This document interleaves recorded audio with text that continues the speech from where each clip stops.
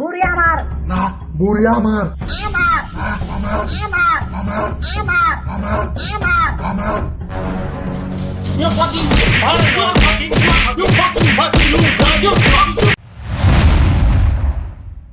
না কুরবানি তো ঠিকই দিন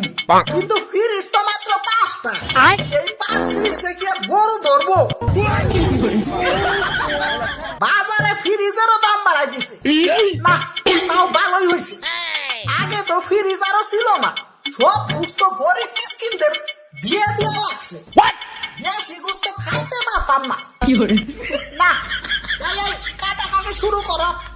আর একটা কাম করো গরুর কলিজা ফেপড়া সিনার ভালো ভালো অংশগুলা আমার তো রাইখা দিও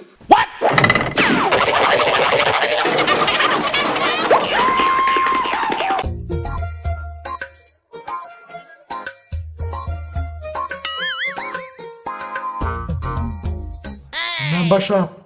বুড়িটা আমারে দিয়েন আরে কিসের বুড়ি বুড়ি আমার এত কষ্ট করে কাটলাম ধুইলাম ওরা কমিয়া বুড়ি আমার আমি মেম্বার সাহেবের ঘনিষ্ঠ লোক বুড়ি আমার না বুড়ি আমার না বুড়ি আমার আমার আমার আমার আমার আমার আমার আমার আমার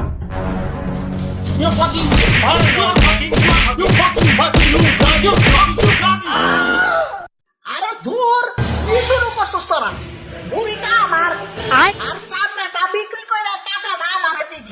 ও মালিক আমারে কিছু দেয়া যাবে আমি অনেক গরিব মানুষ গুস্ত কিনার টাকা নাই আরে পরে 2 টুকরা মাংস দিয়ে বিদায় কর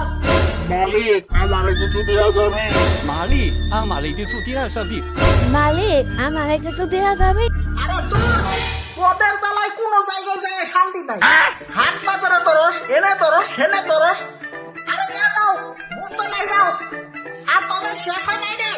কিছু মাংস পঞ্চায়েতে দিয়ে আইসা সবগুলা ফ্রিজে ঢোকা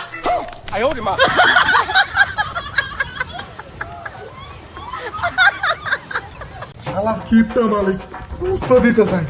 এইখান থেকে যদি কিছু রাখতে পারি তাহলে কিছুদিন খাওয়া যাবে আমিও কিছু রাইখা